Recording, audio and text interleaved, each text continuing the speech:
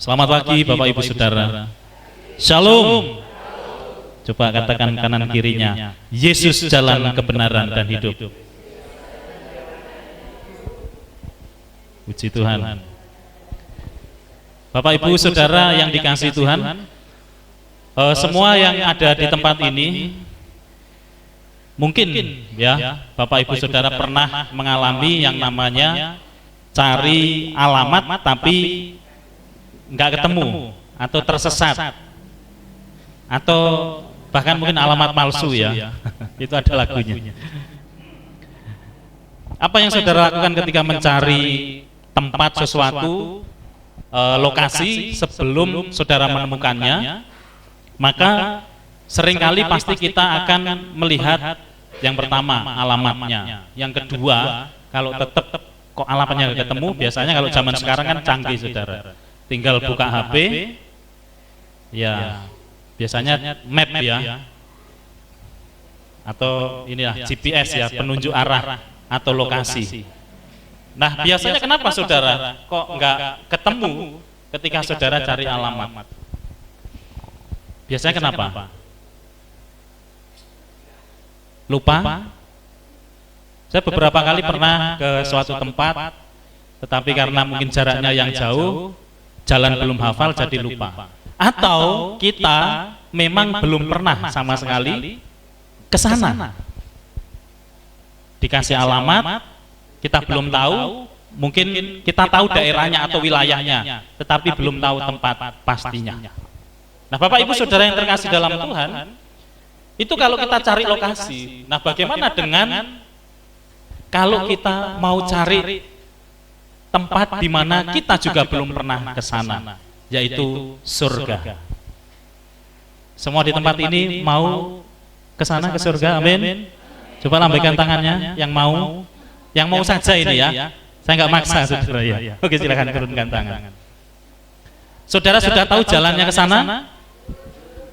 Belum tahu. Waduh ya. Jalan ke sana adalah Yesus Kristus, saudara ya. Jadi Yesus Kristus adalah jalan yang benar. Nah ini yang akan kita pelajari bersama-sama pada hari ini. Tetapi saudara, syaratnya satu ya sebelum kita masuk ke sana. Harus apa dulu?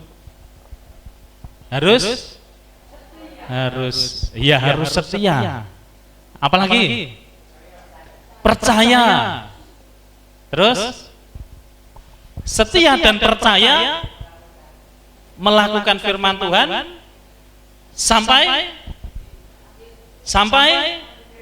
akhir, sampai mati. Nah, berarti syaratnya mati dulu. Semua siap mati bagi Kristus, amin. Iya, sini yang kenceng ini ya. Sini agak alon-alon gitu saudara ya. Mungkin masih mikir, yo cicilan orang bayar gitu saudara ya. Cicilane urung lunas, anakku urung bojo Gusti. Nah gitu ya. Kalau Pak Bre, wah saya cilik-cilik Pak, gitu saudara. Ditinggal kasihan nanti gitu saudara. Bapak Ibu siap atau enggak siap, baik atau tidak baik waktunya kalau sudah tiba ya, minggu yang lalu saya sampaikan, kita nggak bisa tolak. Nah tetapi yang perlu menjadi perhatian kita bersama adalah apakah jalannya sudah benar? Apakah kita sungguh sudah mengetahui bahwa jalan yang benar seperti yang dikatakan oleh Tuhan Yesus dalam Yohanes 14 ayat 6, akulah jalan dan kebenaran dan hidup. Ya ini kata-kata Tuhan Yesus. Tidak ada seorang pun yang datang kepada Bapa kalau tidak melalui aku. Tidak ada seorang pun yang datang kepada Bapa kalau tidak melalui jalan, yaitu Yesus sendiri. Nah, Bapak Ibu Saudara yang terkasih dalam Tuhan, nah latar belakang firman Tuhan pagi hari ini adalah percakapan Tuhan Yesus dengan murid-muridnya pada malam perjamuan terakhir, ketika para murid sedang merasa hatinya tidak tenang atau gelisah, di mana pada waktu itu Tuhan berkata ya, di ayat yang pertama, pasal 14, janganlah gelisah hatimu, percayalah kepada Allah, percayalah juga kepadaku. Di rumah Bapakku banyak tempat tinggal. Jika tidak demikian, tentu aku mengatakannya kepadamu, sebab aku pergi ke situ dan menyediakan tempat bagimu. Dan apabila aku telah pergi ke situ dan telah menyediakan tempat bagimu, aku akan datang kembali dan membawa kamu ke tempatku, supaya di tempat di mana aku berada, kamu pun berada. Saudara yang dikasihi Tuhan, murid-murid pada waktu itu merasa gelisah. Kenapa? Karena mereka akan ditinggalkan oleh Tuhan. Mereka takut, saudara. Dan mereka nggak tahu kemana Tuhan akan pergi. Maka mewakili pertanyaan murid-murid dan juga mungkin pertanyaan kita pada hari ini, muridnya yang bernama Thomas, dia bertanya, Tuhan, kami tidak tahu kemana Engkau pergi. Jadi bagaimana kami tahu jalan ke situ? Ini pertanyaan yang walaupun murid-murid pada waktu itu sudah bersama dengan Tuhan, melayani bersama dengan Tuhan, dan Tuhan banyak sekali memberikan peneguhan-peneguhan dalam kehidupan mereka, mereka masih merasa ada sesuatu yang mereka tidak pahami. Yesus pamitan akan pergi, mereka nggak tahu Tuhan mau kemana ya. Tuhan ngomong, di rumah Bapakku banyak tempat tinggal. Ya, nanti kalau sudah siap semua, aku akan datang kembali, aku akan menjemput kalian. Itu perkataan Tuhan Yesus kepada murid-muridnya, saudara. Ya, lanjut. Jawaban Yesus tidak hanya sekedar petunjuk jalan, melainkan pernyataan tentang identitasnya sebagai satu-satunya solusi bagi keterpisahan manusia dengan Allah. Jadi saudara yang dikasihi Tuhan, ketika Yesus berkata, akulah jalan dan kebenaran dan hidup, ini tidak hanya menunjukkan identitasnya, ya, tetapi Yesus berkata, akulah satu-satunya jalan atau solusi atau jalan keluar untuk menghubungkan manusia yang berdosa dengan Allah yang maha suci. Hari ini kita belajar bersama-sama, saudara, 3 kebenaran bahwa Yesus adalah satu-satunya, ya, tidak ada yang lain. Ini menurut apa yang disampaikan oleh firman Tuhan, ya. Jadi kalau banyak mungkin kebenaran di kepercayaan dan agama yang lain, monggo silakan, tetapi acuan kehidupan kita adalah kepada firman Tuhan. Jadi Yesus adalah satu-satunya solusi bagi keterpisahan manusia dengan Allah. Yang pertama, Yesus adalah jalan yang menghubungkan kita dengan Allah, ya. Yesus jalan yang menghubungkan kita dengan Allah. Kita menyadari bahwa saudara dan saya, kita adalah manusia yang berdosa, maka dosa dengan Allah yang maha suci tidak mungkin bisa bersatu. Kejatuhan Adam dan Hawa ke dalam dosa menjadikan hubungan dan keadaan manusia menjadi rusak, jatuh ke dalam dosa, sehingga manusia terpisah. Dan manusia mencoba dengan berbagai cara untuk kembali memiliki hubungan yang baik dengan Tuhan. Banyak hal yang dilakukan, dan banyak orang juga merasa bahwa dia bisa mencari Tuhan dengan usaha dan perbuatannya sendiri, saudara. Salah satunya melalui agama. Maka kalau orang berkata bahwa semua agama itu mengajarkan kebaikan, betul, saudara. Bahkan agama di luar Kristen pun mengajarkan kebaikan. Dan ternyata, saudara, semoga kita nggak kaget, agama Kristen tidak menyelamatkan saudara dan saya. Ingat ya, agama itu yang buat manusia. Agama itu tidak menyelamatkan. Amal, perbuatan baik, moralitas, kehidupan yang baik, itu adalah usaha manusia untuk mendekatkan diri kepada Tuhan, untuk kembali membangun jembatan yang rusak, hubungan yang terputus karena dosa dan pelanggaran manusia. Maka di sini semua yang dilakukan oleh manusia itu pasti gagal, saudara. Oleh sebab itu, Yesus datang ke dalam dunia ini dan dia adalah satu-satunya jalan. Yesus tidak berkata, aku menunjukkan jalan, tetapi Yesus berkata, akulah jalan itu. Ya, akulah jalan itu. Ia adalah jembatan yang dibangun oleh Allah dari surga ke bumi melalui pengorbanan, yaitu lewat salib. Jadi Allah yang berinisiatif, saudara. Ini sesuatu yang sangat berbeda dengan apa yang dipercaya oleh dunia, oleh orang-orang yang ada di luar sana yang tidak percaya kepada Tuhan Yesus. Bahwa mereka berpikir dengan kebaikannya, dengan hidupnya yang suci, dengan moralitasnya yang baik, dengan kehidupannya yang terus berbagi dan menjadi berkat, beramal dengan banyak orang, maka mereka akan dianggap layak atau dosanya akan diampuni, saudara. Pandangan Kristen tidak demikian. Firman Tuhan katakan, ya, Yohanes 3 ayat 16, karena begitu besar kasih Allah akan dunia ini, sehingga ia telah mengaruniakan anaknya yang tunggal, supaya setiap orang yang percaya kepadanya tidak binasa, melainkan beroleh hidup yang kekal. Jadi sesungguhnya inisiatif itu datang dari Allah. Allah yang penuh kasih menyatakan dirinya melalui pribadi Tuhan Yesus Kristus, menghubungkan kembali kita dengan Tuhan. Dalam Kisah Para Rasul pasal 4 ayat 12 dikatakan di sana, dan keselamatan tidak ada di dalam siapapun juga selain di dalam Dia, sebab di bawah kolong langit ini tidak ada nama lain yang diberikan kepada manusia yang olehnya kita dapat diselamatkan. Ya, lanjut. Yesus adalah satu-satunya jalan perantara antara Allah dan manusia. Dia satu-satunya jalan ke surga.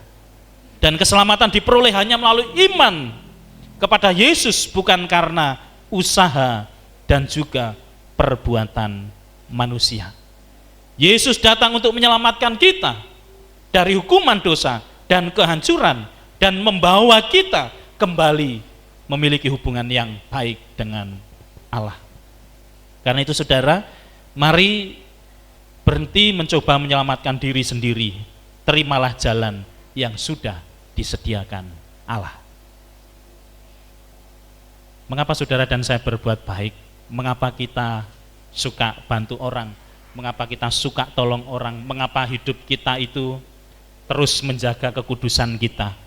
Bukan supaya kita selamat, tetapi itu adalah buah dari orang-orang Kristen yang sudah diselamatkan.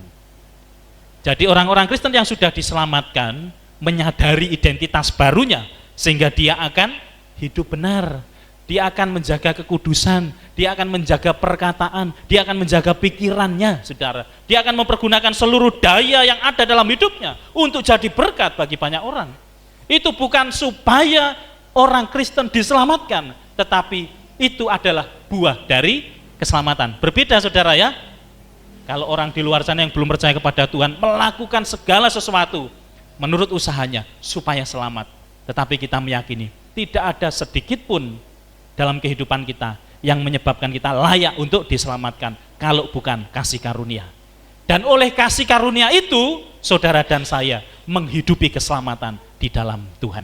Jadi kalau orang Kristen hidup benar, hidup baik, ya, suka bantu orang, suka tolong orang, terus apa? Setia melayani, maka semua itu dilakukan karena dia mengasihi Tuhan yang sudah menyelamatkan hidupnya.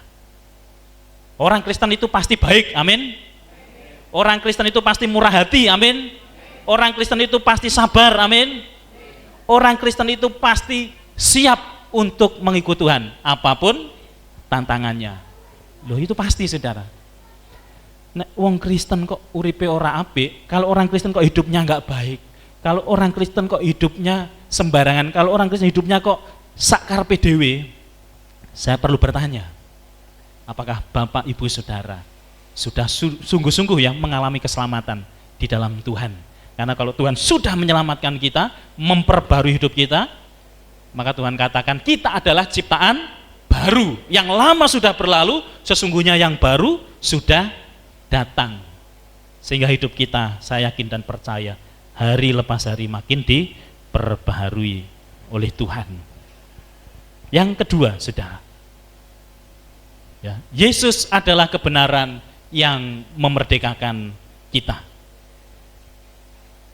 Seperti yang saya sampaikan tadi, saudara, kebenaran di dunia ini itu relatif ya. Kadang kita sering kali mendengar yaitu kebenaran menurut agamamu, ya ini kebenaran menurut agama saya, kan gitu saudara. Tetapi Yesus menyatakan diri sebagai kebenaran yang mutlak, absolut saudara. Memang banyak orang berkata bahwa ya ke surga itu banyak jalannya. Oh, ada yang jalannya lewat sini, ada jalan lewat situ.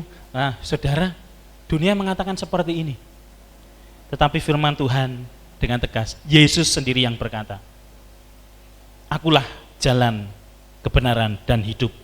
Kebenaran dalam Alkitab bukan sekedar kumpulan informasi, tetapi sebuah pribadi. Jadi kebenaran yang disampaikan oleh firman Tuhan itu bukan informasi, tetapi menyatakan pribadi Yesus. Yesus tidak hanya sekedar jalan, tetapi dia adalah kebenaran yang mutlak, bukan kebenaran yang relatif, bukan kebenaran ya menurut kamu, menurut saya, tetapi ini kebenaran menurut Allah melalui pribadi Yesus. Mengenal Yesus berarti mengenal isi hati Allah yang sebenarnya. Isi hati Allah adalah kasih Allah kepada umat manusia. Allah tidak ingin seorang pun binasa, tetapi Allah rindu semua orang diselamatkan. Kebenarannya membebaskan kita dari tipu daya dosa. Enggak lagi saudara kita diintimidasi oleh dosa, tetapi kita hidup di dalam sukacita yang baru. Lanjut, Yohanes 8 ayat 31 sampai 32. Dikatakan firman Tuhan, "Maka katanya kepada orang-orang Yahudi yang percaya kepadanya, jika kamu tetap dalam firman-Ku, kamu benar-benar adalah murid-Ku, dan kamu akan mengetahui kebenaran, dan kebenaran itu akan memerdekakan kamu." Jadi saudara yang dikasihi Tuhan, kebenaran yang memerdekakan, yaitu ketika saudara dan saya tetap di dalam firman Tuhan. Dan dikatakan syarat murid bukan hanya sekedar percaya, tetapi harus tinggal di dalam firman Tuhan. Setia, taat sampai mati, saudara. Bagaimana ketika kita taat, setia, tapi nggak sampai mati, di tengah jalan kita tinggalkan Tuhan? Nah, Bapak Ibu Saudara yang terkasih dalam Tuhan Yesus Kristus, kita nggak hanya sekedar percaya, tetapi taat sampai mati, taat dan setia sampai mati. Karena apa? Karena kemerdekaan di dalam Kristus, ya selanjutnya, memerdekakan dari maut dan menawarkan hidup yang kekal. Membebaskan kita dari maut dan memberi kepada kita hidup yang kekal. Kemerdekaan dari Kristus memerdekakan kita dari kesesatan dosa. Kita bisa membedakan mana yang baik, mana yang tidak baik. Kita bisa membedakan apa yang harus kita lakukan dan apa yang harus kita jauhi. Kita selalu dimampukan untuk menang atas kedagingan dan hawa nafsu. Pilihan itu ada di kehidupan kita masing-masing, saudara. Bapak Ibu boleh memilih mau melakukan yang baik atau tidak. Kita pasti juga sudah tahu konsekuensinya, saya melakukan yang benar, yang tidak tahu konsekuensinya. Maka bagi kita orang-orang yang percaya kepada Tuhan Yesus, dikatakan kita tetap dalam firman, dan firman itu akan memerdekakan kita, sehingga kita bisa mampu melawan dosa dan segala keinginannya. Karena apa saudara? Karena kita tinggal dalam firman. Kita taat dan kita mau setia, saudara. Memerdekakan kita dari keterpisahan dengan Allah. Jadi kita memiliki hubungan yang baik, maka saudara dan saya, kita nggak perlu perantara untuk datang kepada Tuhan. Saudara dan saya adalah imamat yang rajani, saudara dan saya bisa langsung berhubungan, berkomunikasi dengan Tuhan. Ketika engkau jatuh dalam dosa, enggak perlu cari pendeta untuk pengakuan dosa. Saudara bisa langsung bersimpuh di hadapan Tuhan. Katakan kepada Tuhan apa yang menjadi isi hati kita. Karena sesungguhnya pertobatan itu adalah urusan pribadi saudara dengan Tuhan, dan bagaimana kita sungguh-sungguh diperbaharui dalam kehidupan dan tindakan kita. Dan yang keempat adalah kemerdekaan dalam Kristus memerdekakan kita dari usaha kita sendiri untuk diselamatkan. Sekali lagi saudara, tidak ada usaha kita yang bisa membuat kita diselamatkan. Semua karena kasih karunia di dalam Yesus Kristus, sehingga kita bisa beriman. Iman dan percaya kepada Yesus Kristus itu adalah kasih karunia, saudara. Mengapa saya sebut kasih karunia?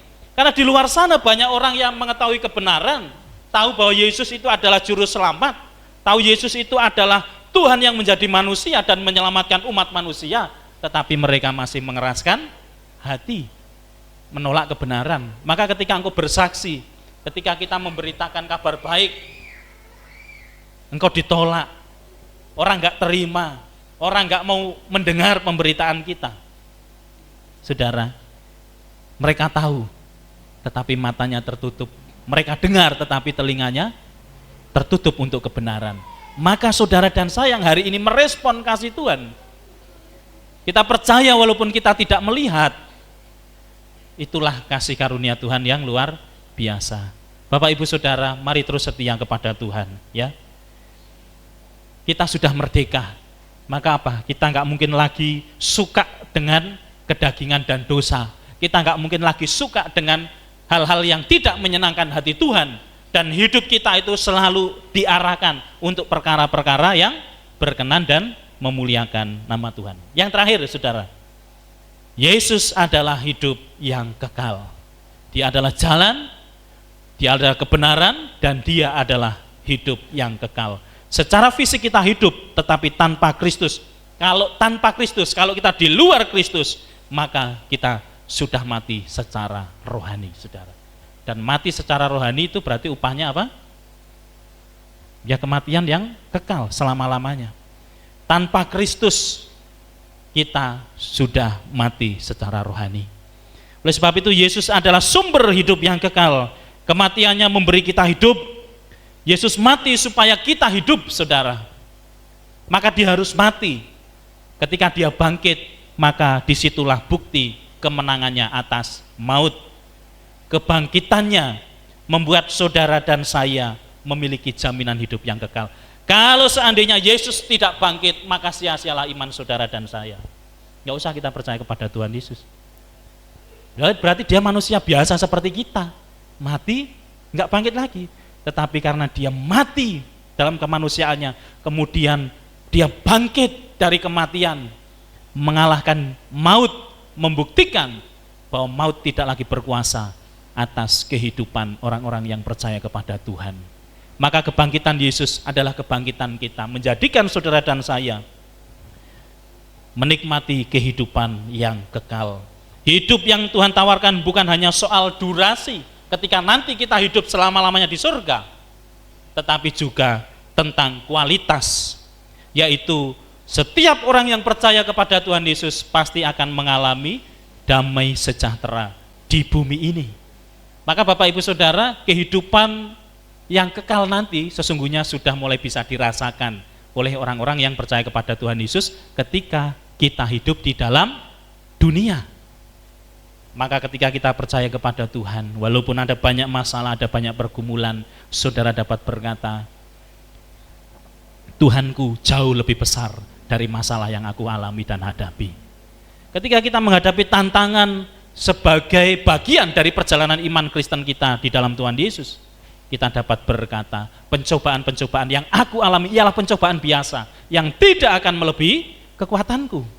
Dan Tuhan yang Maha Kasih akan memberi kekuatan kepadaku. Saudara yang dikasihi Tuhan, selalu ada cara Tuhan untuk mengingatkan kita bahwa kita adalah orang-orang yang dikasihi oleh Tuhan. Berarti apa saudara? Kehidupan orang Kristen di bumi ini pasti mengalami damai sejahtera. Coba cross check, lihat ke dalam kehidupan kita masing-masing. Kehidupan yang kita jalani, apakah sudah ada damai sejahtera Kristus? Apakah segala sesuatu yang kita jalani, di situ kita percaya bahwa Yesus hadir dan menyertai? Tidak ada kekhawatiran, tidak ada kegelisahan, tidak ada ketakutan dalam kehidupan kita, saudara. Ini membuktikan bahwa dampak hidup yang kekal itu bukan hanya nanti ketika kita sudah dipanggil Tuhan, tetapi juga ketika kita hidup di dalam dunia ini. Maka di dalam doa Bapa kami itu kan, doa Tuhan Yesus di akhirnya, jadilah kehendakmu di bumi seperti di surga, saudara. Ada salah satu bagian yang seperti itu. Jadi Damai sejahtera di surga itu bisa dialami oleh orang-orang yang percaya kepada Tuhan ketika kita masih ada di dunia ini. Lanjut, dampak hidup yang kekal dalam Yesus. Kita bisa mengenal Allah secara pribadi, mengenal Allah makin dalam lewat firman-Nya. Mendapatkan jaminan keselamatan yang teguh, maka keselamatan itu tidak bisa hilang, saudara. Sekali engkau percaya kepada Tuhan, maka engkau dimeteraikan. Engkau selamat, saudara. Penjahat yang ada di sebelah Tuhan Yesus, di detik terakhir hidupnya dia apa? Percaya kepada Tuhan dan diselamatkan. Nah, pertanyaan saya untuk kita semua, dan mungkin juga pertanyaan saudara, melihat orang-orang yang dulunya menjadi Kristen, tetapi pada akhirnya meninggalkan imannya. Nah, itu selamat atau tidak, Pak? Nah, menurut saudara, mereka percaya sungguh-sungguh atau tidak kepada Tuhan? Kok bisa meninggalkan Tuhan? Orang-orang yang meninggalkan Tuhan belum sungguh-sungguh percaya kepada Tuhan. Pak, kalau mereka datang kembali kepada Tuhan, mereka bertobat dan ikut Tuhan dengan setia, apakah diselamatkan? Pasti diselamatkan, saudara. Kalau sungguh-sungguh percaya. Tetapi jangan dipermainkan. Hari ini percaya, besok tinggalkan Tuhan. Kembali lagi percaya, besok tinggalkan. Nah, ini mempermainkan Tuhan, mempermainkan keselamatan. Dia tahu kebenaran, dia tahu Yesus juru selamat, tetapi bermain-main dengan dosa. Bapak, Ibu, Saudara, keselamatan dalam Yesus itu teguh bagi setiap orang-orang yang percaya kepada Tuhan. Dampak hidup yang kekal, yaitu perubahan hidup, ada transformasi kehidupan Kristen kita. Selalu ada perubahan yang dapat dilihat. Maka ciri orang Kristen yang sudah hidup dalam Kristus mendapat jaminan hidup yang kekal. Hidupnya di dunia ini pasti ada perubahan sebagai dampak dari keselamatan yang dia alami. Coba Bapak Ibu lihat kehidupan orang Kristen. Ya, tapi jangan kehabisan untuk melihat orang sehingga lupa terhadap diri kita, apa yang harus kita lakukan. Artinya hidup di dalam Kristus pasti selalu menghasilkan buah-buah pertobatan. Tidak mungkin tidak. Ya.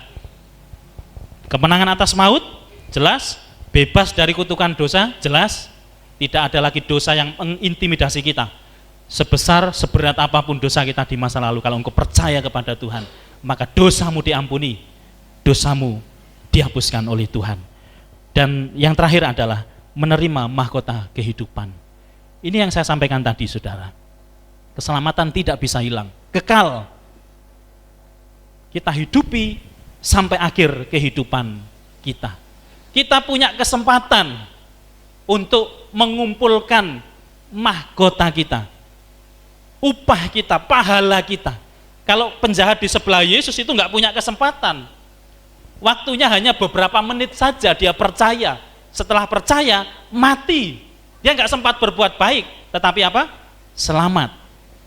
Nah, hari ini engkau dan saya punya kesempatan. Berarti mari kita pergunakan kesempatan yang masih Tuhan beri. Untuk apa, saudara? Mengumpulkan tadi ya, mengumpulkan ya mahkota, upah untuk kerajaan surga, yaitu melalui kesetiaan kita, melalui ketaatan kita. Karena Tuhan melihat kesetiaan saudara dan saya. Maka selama masih ada kesempatan, saudara, hidupilah keselamatan di dalam Tuhan Yesus dengan kita terus setia, taat kepada Tuhan sampai garis akhir.